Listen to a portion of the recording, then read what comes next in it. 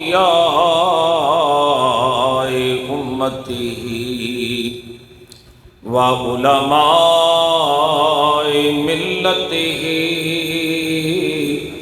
واتباعه عليهم أجمعين أما بعد فأعوذ بالله من الشيطان الرجيم بسم الله الرحمن الرحيم يا أيها الذين آمنوا اتقوا الله وكونوا مع الصادقين صدق الله مولانا العظيم وصدق رسوله النبي الكريم الأمين ونحن على ذلك من الشاهدين والشاكرين والحمد لله رب العالمين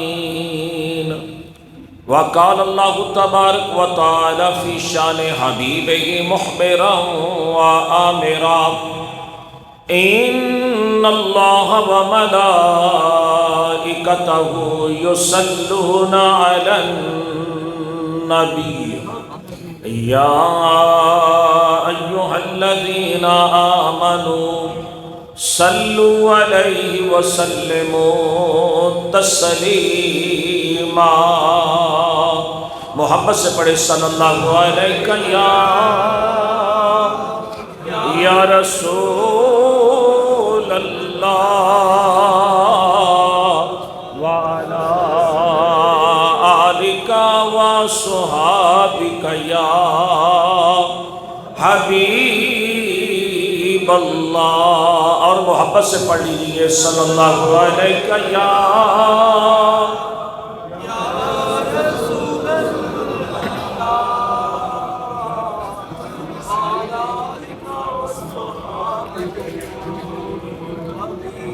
اللہ جل شانہ وَأَمَّنَ وَالُهُ وَأَعْظَمَ شَانُهُ کی حمد و ثنا کے بعد درود لامحمود حضور سرور کائنات فخر موجودات نور مجسم شفیع معاشر بے کسوں کے کس بے بسوں کے بس بے سہاروں کے سہارا غریبوں کے حامی یتیموں کے والی شفیع المذنبین رحمت للعالمین تاجدار عرب و عجم فخر آدم و بنی آدم معلم کائنات ہادی برحق سید الانبیاء قائد الانبیاء امام الانبیاء جناب محمد مصطفیٰ احمد مجتبیٰ صلی اللہ علیہ وسلم کی مقدس بارگاہ میں ہدیہ درود و سلام پیش کرنے کے بعد میرے نہایت ہی واجب الاحترام قابل عزت و صد احترام پیر طریقت صاحبزادہ والا شان شہزادہ غوث الورا آل نبی اولاد علی محترم المقام جناب سید حسن علی شاہ صاحب قادری گیلانی مد ذل العالی زیب سجادہ آستانہ عالیہ حضرت شاہ محمد غوث آپ تشریف فرما ہے۔ رات بڑی یادمی شریف تھی تو آپ پشاور سے خصوصی طور پر سالانہ یادمی شریف کے اس بابرکت پروگرام میں تشریف لائے اور رات بڑی ایمان افروز اور بڑی روحانی محفل منعقد ہوئی ان کے آستانہ مقدسہ پر۔ ویسے ہر ماہ کی 13 تاریخ کو چاند کی 13 تاریخ کو یہ تشریف لاتے رہیں گے انشاءاللہ۔ یادمی شریف کی باقاعدہ جو تقریبات ہوتی ہیں ہر ماہ اس میں انشاءاللہ یہ ضرور سرپرستی اور کرم نوازی فرمائیں گے۔ ربیع الثانی اپنی تمام تر عظمتوں اور رعنائیوں کے ساتھ ہم پر سایہ فضل ہے۔ حضور غوث اعظم کا ذکر سارے عالم کے اندر جاری و ساری ہے،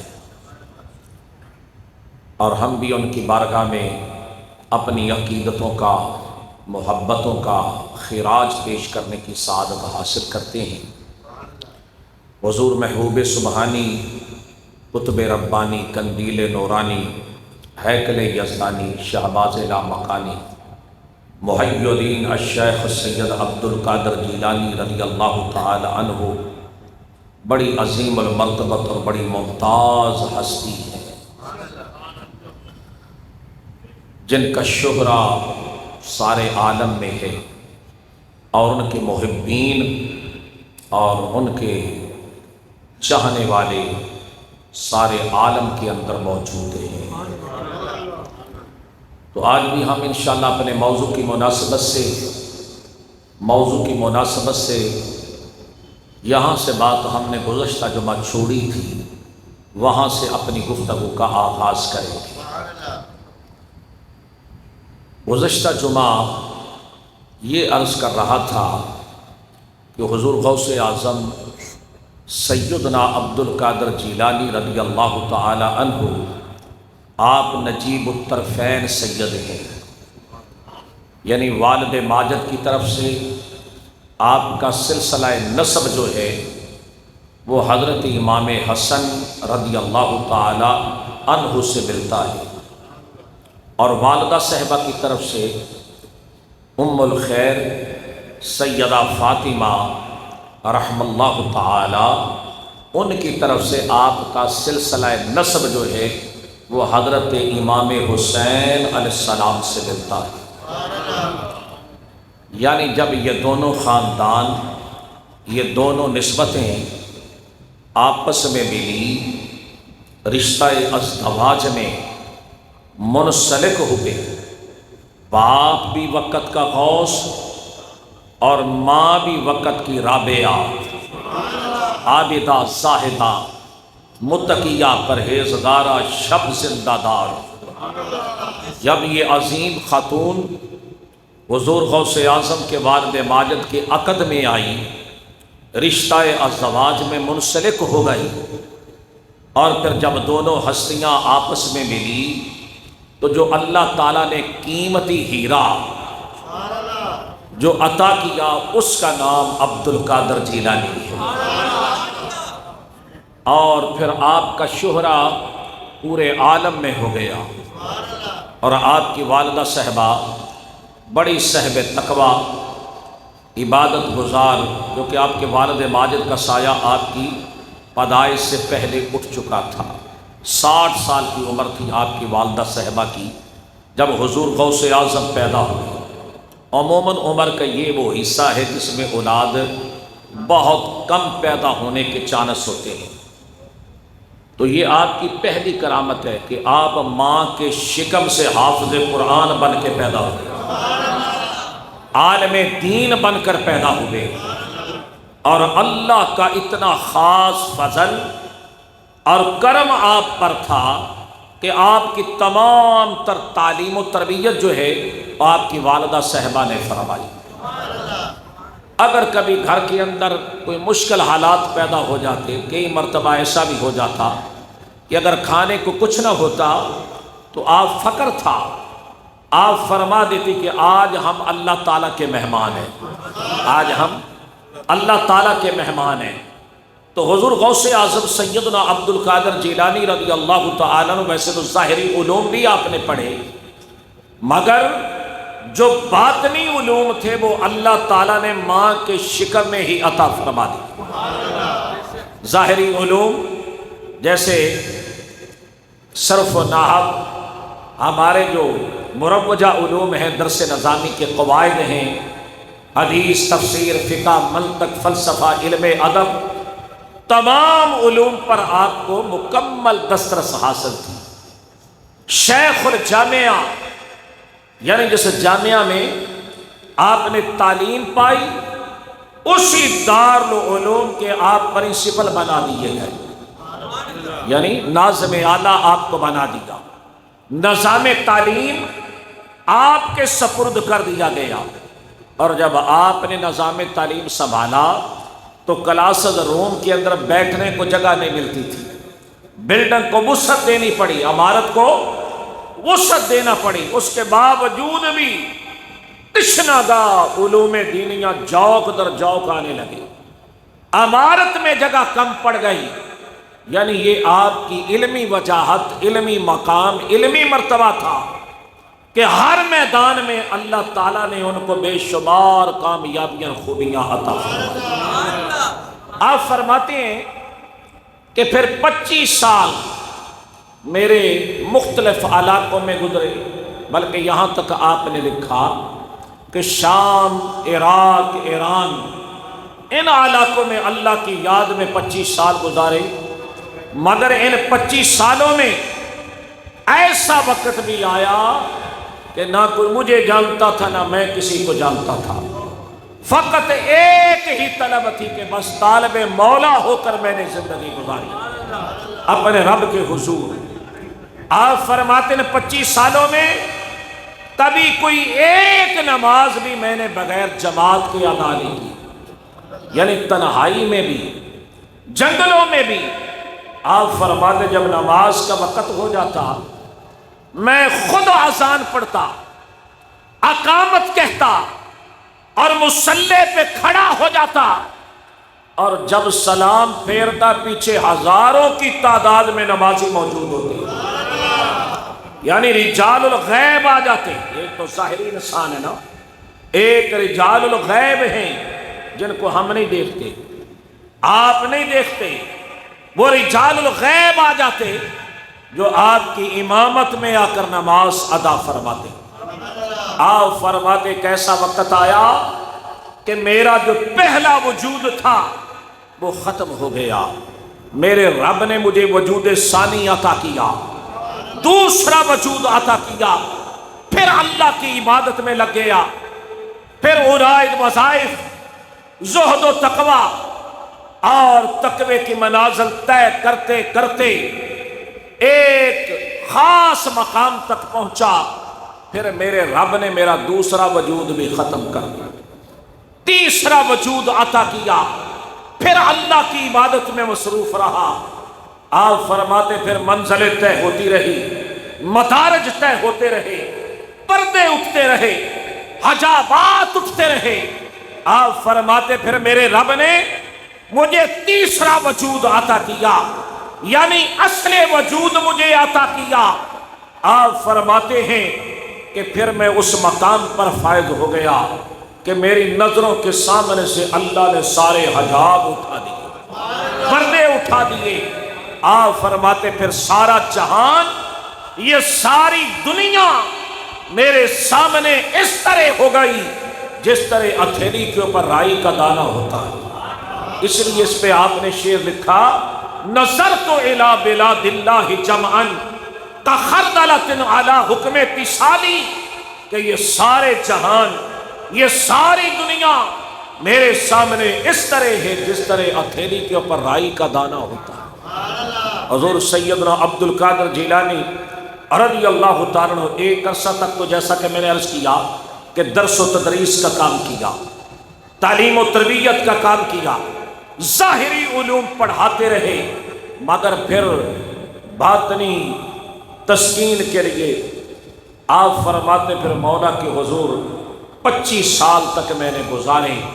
آپ فرما اس کے بعد ایک دن بغداد کی مسجد میں لیٹا ہوا تھا، وہیں میں نے ظہر کا کھانا تناول فرمایا اور تھوڑی دیر کے لیے قیلولہ کیا، لیٹ گیا، سو گیا، استراحت کی۔ اور یہ قیلولہ جو ہے یہ سنت ہے حضور صلی اللہ علیہ وسلم کی، دوپہر کا کھانا کھا کر کچھ دیر کے لیے لیٹ جانا، استراحت کرنا۔ اس پر حضرت امام ربانی مجدد الفسانی شیخ احمد سرہندی نے مکتوبات شریف کے اندر لکھا کہ ایک بندہ تہجد پڑھتا ہے، نوافل پڑھتا ہے، مگر وہ اگر قیلولہ ترک کر دیتا ہے دوپہر کا کھانا کھا کر، تو سمجھو دوپہر کا قیلولہ جو ہے تہجد سے بہتر ہے، تہجد سے، نوافل سے بہتر ہے، کہ جو قیلولے کی وجہ سے حضور کی سنت پر عمل کرنے سے اللہ تعالیٰ جو مقام عطا فرما دیتا ہے، کیونکہ یہ سنت عمل ہے۔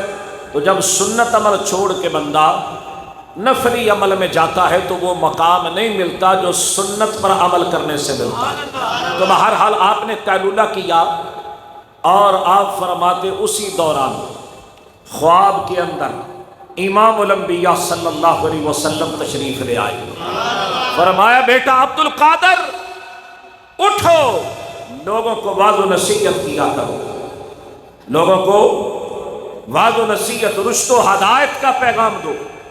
آپ نے عرض کی حضور میں تو ایران کا رہنے والا ہوں، آپ کا اصل وطن ایران ہے، اس لیے آپ کو جیلانی بھی کہا جاتا ہے۔ جیلان یہ ایران اور عراق کی سرحد کے قریب علاقہ ہے، یہاں آپ کے والدین کے مزارات ہیں، آپ کی والدہ کا مزار، آپ کے والد ماجد کا مزار قصبہ گیلان میں ہے ایران کے اندر۔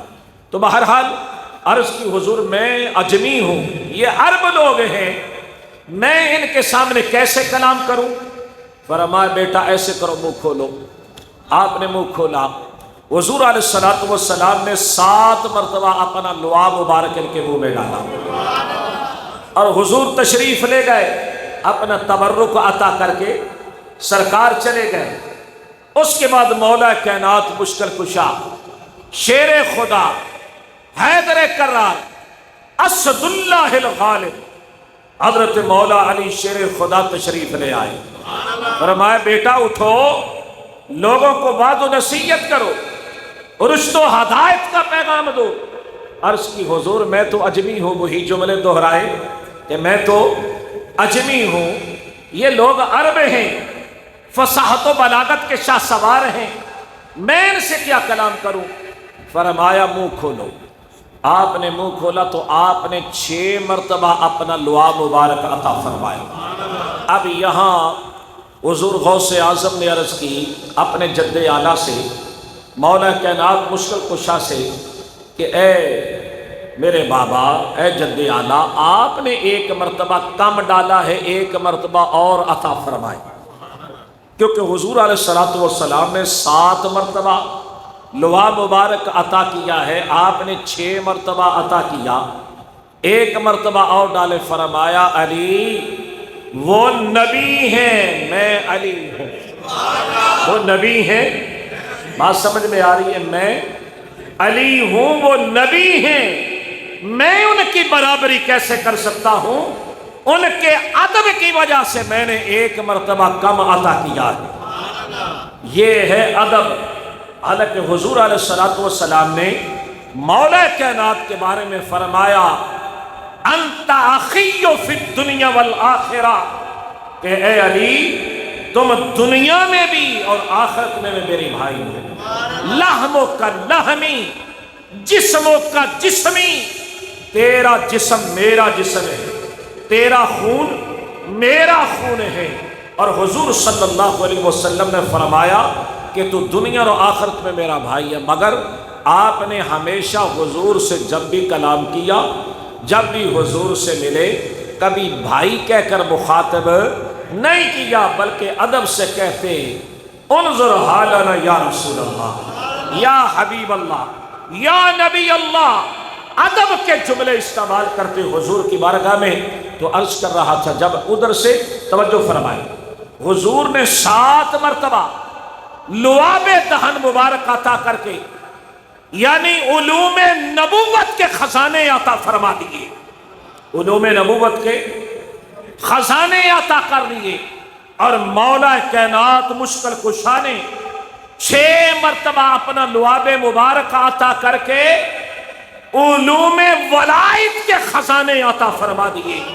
اب ایک طرف سے علوم نبوت کے چشمے جاری ہوئے، دوسری طرف سے علوم ولایت کے چشمے جاری ہو گئے۔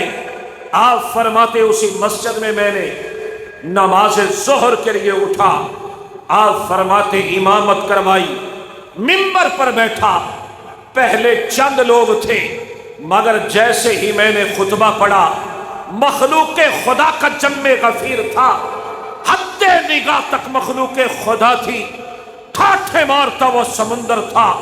آپ فرماتے ہیں بڑے بڑے فصاحت و بلاغت کے شاہ سوار، جب آپ گفتگو فرماتے، الفاظ اس طرح آپ کے سامنے ہاتھ باندھ کر قطار اندر قطار چلتے تھے، بڑے بڑے مقرر اور بڑے بڑے آتشی کلام اور بڑے بڑے فصاحت و بلاغت کے شاہ سوار، ان کی زبانوں کے اندر وہ اثر اور وہ تاثیر نہ تھی جو حضرت شیخ کے زبان سے نکلے ہوئے چند سادے کلامات لوگوں کے دلوں پر اثر کر جایا کرتے تھے۔ اللہ والوں کا جو کلام ہوتا ہے وہ نرم و نازک ہوتا ہے، لہجہ کمال کا ہوتا ہے، شبنمی انداز ہوتا ہے۔ جب وہ گفتگو کرتے ہیں تو باتیں دل میں اترتی چلی جاتی ہیں۔ تو آپ فرماتے اس دور میں تعلیم و تربیت کا سلسلہ شروع ہو گیا، ہر شعبہ ہے، آپ ہفتے میں 3 مرتبہ درس دیتے جس میں عام عوام الناس شریک ہوتے، مختلف شعبہ ہے زندگی کے لوگ۔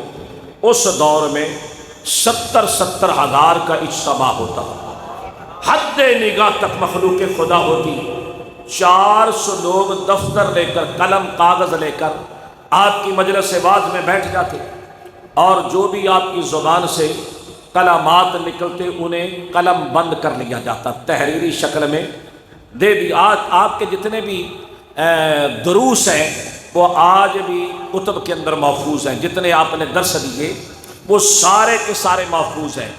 تو جو اب میں بات جو رہتا کہ 400 لوگ آپ کے درس کو لکھنے کے لیے سننے کے بعد ساتھ ساتھ لکھتے جاتے، تحریر میں لاتے، اور اس دور میں لاؤڈ سپیکر نہیں تھا، آپ بغیر لاؤڈ سپیکر کے واعظ فرماتے، بغیر کسی سہارے کے، بغیر کسی آلے کے آپ گفتگو فرماتے، اور جس طرح پہلی صف کے اندر بیٹھنے والا آپ کے کلام کو سنتا، اسی طرح 70 ہزار کے اجتماع میں آخری صف میں بیٹھنے والا بھی آپ کے کلام کو اسی طرح سنتا تھا۔ اب لوگوں کی قسمت بدلنے لگی، لوگوں کی زندگی میں چینج آنے لگا، رہزن آ رہے ہیں، زانی آ رہے، شرابی آ رہے، بدماش آ رہے، ہر طرح کے لوگ آپ کی خدمت میں حاضر ہوتے، مگر آپ نگاہ سے کام کرتے جا رہے ہیں۔ جو ایک مرتبہ آپ کی مجلس واعظ میں آ جاتا وہ ہمیشہ ہمیشہ کے لیے تائب ہو کر جاتا۔ بعض مرتبہ تو لوگوں پہ ایسی رقت طاری ہو جاتی، ایسی کیفیت طاری ہو جاتی کہ بعض لوگ جو ہیں وہ جذب کی کیفیت نہ رکھتے بلکہ اپنے حالت غیر ہو جاتی، اپنے لباس تار تار کر دیتے، اور بعض مرتبہ ایسی کیفیت بھی طاری ہو جاتی کہ بہت سارے لوگوں کے جنازے اٹھ جایا کرتے تھے مجلس واعظ میں۔ اور جو ایک مرتبہ آپ کی اگر کوئی چور آتا، جنابے والا ڈاکو آتا، رہزن آتا، کوئی گناہگار آ جاتا، غوث اعظم کی نگاہ سے اللہ اسے بھی ولی بنا دیتا، اسے بھی کتب بنا دیتا، ابدال بنا دیتا، اوتاد بنا دیتا۔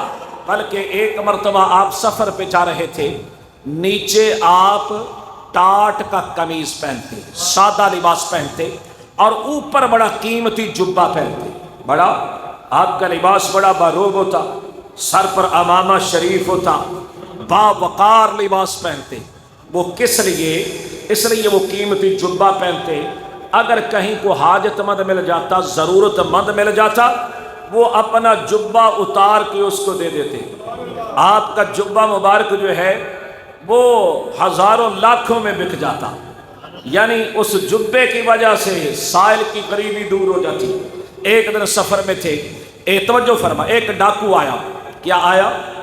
ڈاکو، اس نے آپ کے جبے کو ایسے پکڑ لیا، جبہ پکڑ لیا کہ جبہ اتار، جبہ۔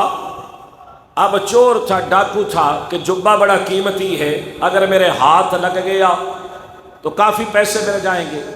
یہ خلیفہ شیر علی آ رہے، ممتاز صاحب آ رہے آپ کے پاس، تو یار مزدوری دینی ہے، انہوں نے کافی مزدوری ہے، کام تو ہو رہا ہے نا، آپ کو پتہ ہے، تو تقریباً 75-80 ہزار روپیہ ان کا باقی ابھی اور ان کو ادا کرنا ہے، تو مہربانی فرمایا کریں تھوڑا سا، جب تک کام چل رہا ہے اس کے بعد، بلکہ میری کوشش ہے کہ یہ وضو خانے کی جو نال ہے نا، نالیاں یہ بدل جائیں، اس کی ٹائل ہم نے بدلنی، وہ بھی انشاءاللہ اللہ تعالیٰ انتظام کر دے گا۔ مجھے امید ہے کہ انشاءاللہ وہ بھی ہو جائے گا۔ آج مجھے امید ہے کہ ٹائل جو ہے نا ہمیں ایک حضور کے غلام نے کہا ہے جی میں دے دوں گا، تو انشاءاللہ آسانی پیدا ہو جائے گی۔ تو آپ اس سلسلے میں ضرور تعاون فرماتے جائیے، تاکہ میں گفتگو 2-4 منٹ ہیں میرے پاس، تاکہ گفتگو کو میں تھوڑا سا نقطہ اختتام کی طرف لے جا رہا ہوں۔ تو بات عرض کر رہا تھا کہ لباس بڑا قیمتی پہنتے، کوئی ضرورت مند مل جاتا تو اس کو دے دیتے۔ تو اس ڈاکو نے آپ کے جبے کو ہاتھ ڈالا کہ جبہ اتارو، اس کو کیا پتا کہ میں نے کس کے جبے کو ہاتھ ڈالا ہے، کس کے جبے کو۔ اب جیسے ہی ہاتھ اس نے ڈالا، آپ نے اللہ کی بارگاہ میں عرض کی، یا اللہ اس چور نے، ڈاکو نے فقیر کا جبہ تھام لیا ہے، یا اللہ اس کے عمل کو نہ دیکھ، اس کے عمل کو نہ دیکھ، اس نے فقیر کا جبہ پکڑا ہے، یا اللہ تو اس کے پچھلے سارے معاف کر دے، اس کو کتب بنا دے۔ کیا بنا دے؟ کتب بنا دے۔ غوث اعظم نے نگاہ ڈال کے ڈاکو کی کایا پلٹ لی، اسے کتب بنا دیا۔ یعنی وہ نگاہ سے کام کرتے تھے، نگاہ ڈالتے جاتے، ہزاروں کے مجمع میں جو ایک مرتبہ آ جاتا، اگر کوئی بدبخت آتا تو سعید بن جاتا، رہزن آتا تو راہبر بن جاتا، بد عمل آتا باعمل ہو جاتا، بے نمازی آتا نمازی بن جاتا، نمازی آتا تہجد گزار بن جاتا، شب زندہ دار بن جاتا۔ انہوں نے ایسے تعلیم و تربیت فرمائی، اور حضور غوث اعظم سیدنا عبد القادر جیلانی رضی اللہ تعالی عنہ وہ عظیم المرتبت ہستی ہیں کہ جن کے غلاموں میں ہم شامل ہیں، جن کے غلاموں میں، اور ہمیں ناز ہے اس غلامی پر۔ خدا کے فضل سے ہم پر ہے سایہ غوث اعظم کا، سایہ غوث۔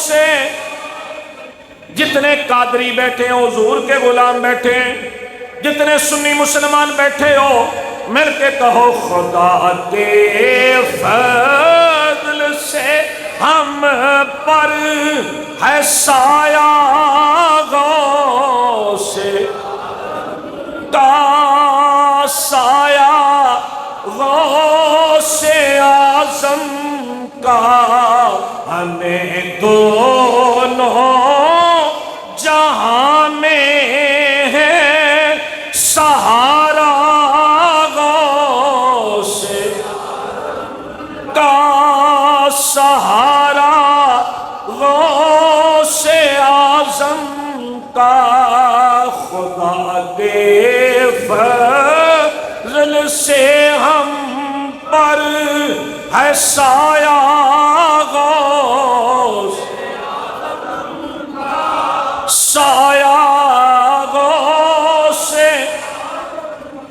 نظرت الی بلاد اللہ جمان کخردلۃ علی حکم تشالی۔ آپ فرماتے یہ سارے جہان، یہ ساری دنیا میرے سامنے اس طرح ہے جس طرح ہتھیلی کے اوپر رائی کا دانہ ہے۔ آپ فرماتے مریدی لا تخف اللہ ربی، میرے مرید خوف نہ کھا، تجھے غمگین ہونے کی ضرورت نہیں، پریشان ہونے کی ضرورت نہیں، میں اللہ کا بندہ عبد القادر موجود۔ فرمایا میرا مرید مشرق میں ہو، مغرب میں ہو، شمال میں ہو، جنوب میں ہو، میرا مرید دنیا کے کسی کونے میں بھی بیٹھا ہو، فرمایا جب وہ مجھے پکارتا ہے میں اس کی پکار کو سنتا ہوں، جب وہ مجھ سے مدد مانگتا ہے میں اس کی مدد کو پہنچتا ہوں۔ خدا کے فضل سے ہم پر ہے سایہ غوث، سایہ غوث۔ میں کہ آج بڑے بڑے منکر کہتے ہیں کہ حضور غوث اعظم رفع یدین کرتے تھے، اچھی آمین حدیثاً۔ وہابی آنے ہیں جناب کہ حضور غوث اعظم رفع یدین کرتے تھے، آمین کہتے تھے۔ میں کہ تیرے رفع یدین نال مجھے کوئی اعتراض نہیں، تیری آمین پر کوئی اعتراض نہیں، مگر عقیدہ وہ بنا لے جو پیران پیر کا عقیدہ ہے، جو شہنشاہ بغداد کا عقیدہ ہے، جو حضور سیدنا عبد القادر جیلانی کا عقیدہ ہے۔ وہ کہتے ہیں یہ دنیا، یہ جہان، یہ سارا زمانہ میرے سامنے اس طرح ہے جس طرح ہتھیلی پہ رائی کا دانہ ہے۔ میں کہ یہ تو غوث اعظم کا نیٹ ورک ہے۔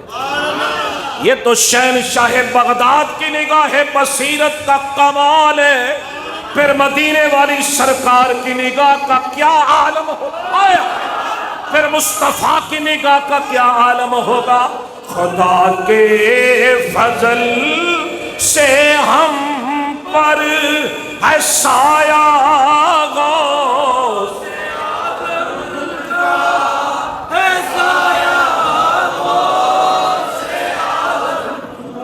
حضور غوث اعظم حنبلی ہے۔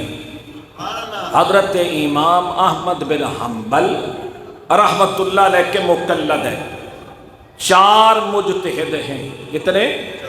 4 امام فقہ کے، حضرت امام اعظم ابو حنیفہ، نعمان بن ثابت جن کے ہم مقلد ہیں، ہمیں کہتے ہیں اہل سنت و جماعت حنفی، اور جو حنبلی ہیں جیسے حضور غوث اعظم سیدنا عبد القادر جیلانی امام احمد بن حنبل کے مقلد ہیں، وہ کیا ہیں؟ اہل سنت حنبلی۔ اور جو حضرت امام شافعی کے مقلد ہے، تیسرے امام، جو ان کے مقلد ہیں وہ اپنے آپ کو کہتے ہیں اہل سنت شافعی۔ اور جو حضرت امام مالک رحمت اللہ علیہ کے مقلد ہیں وہ اپنے آپ کو کہتے ہیں اہل سنت مالکی۔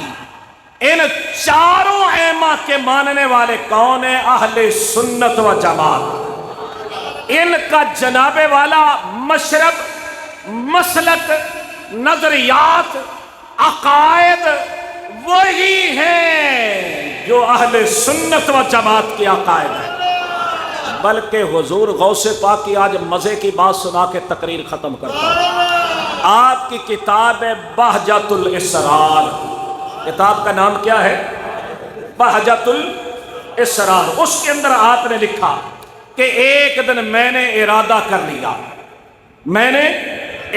کر لیا کہ میں امام احمد بن حنبل رحمت اللہ علیہ کی تقلید ترک کر کے امام اعظم ابو حنیفہ رضی اللہ تعالیٰ کا مقلد بن جاؤں۔ اس کتاب کے اندر جس کا میں نے نام دیا اس میں یہ موجود ہے۔ آپ فرماتے میں صبح اٹھا، اپنے امام کے مزار پہ آیا۔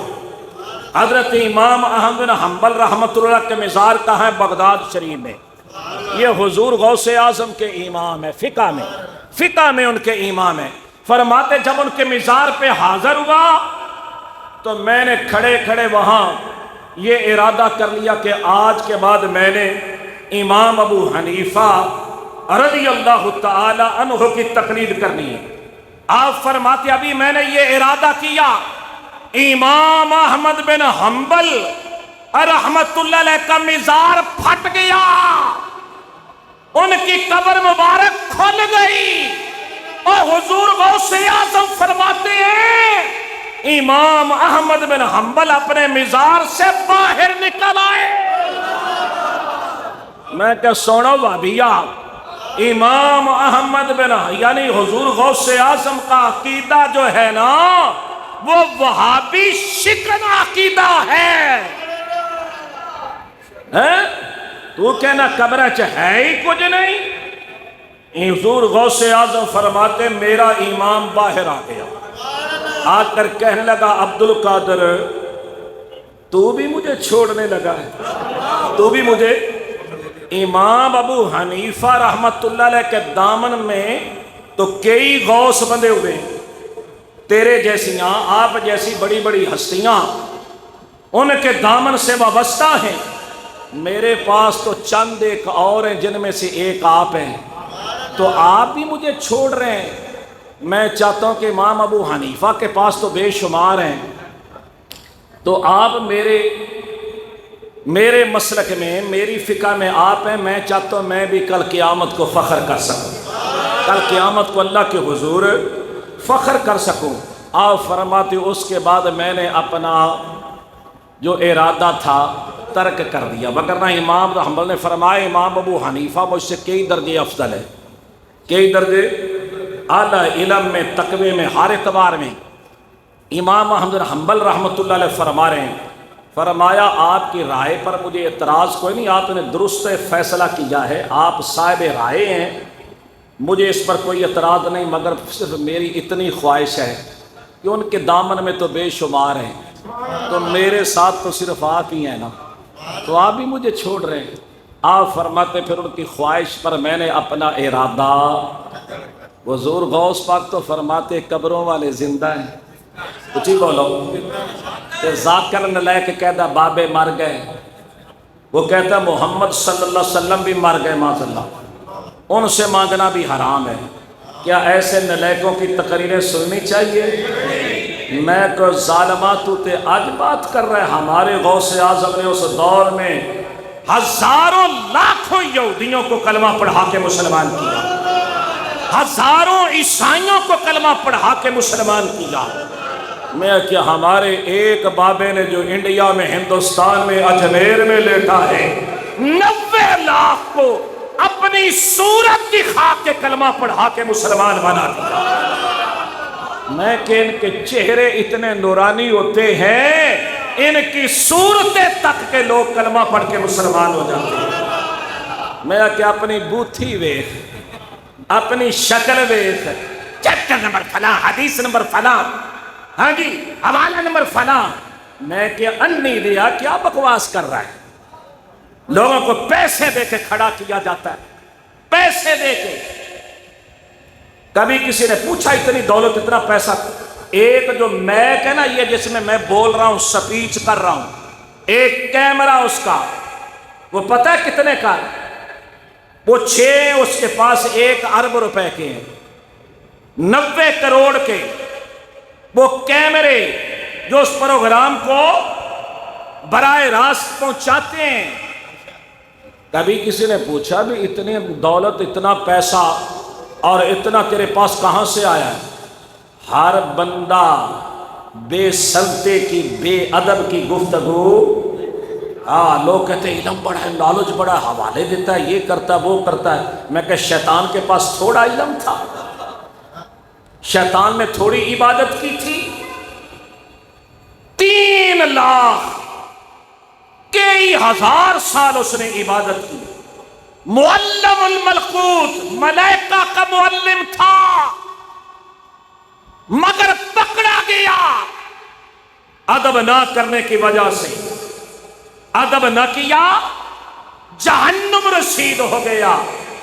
تکبر عزازیل را خار کرد، بزندان لعنت گرفتار کرد۔ تکبر نے اسے ذلیل کر دیا۔ بعض لوگوں کو علم کا خمار ہوتا ہے، علم کا تکبر ہوتا ہے، علم کی بد ہضمی ہو جاتی ہے، وہ خود بھی گمراہ ہو جاتے ہیں، اوروں کو بھی اپنے ساتھ گمراہ بناتے ہیں۔ بچو ایسے لوگوں کے لیکچروں سے، تقریروں سے۔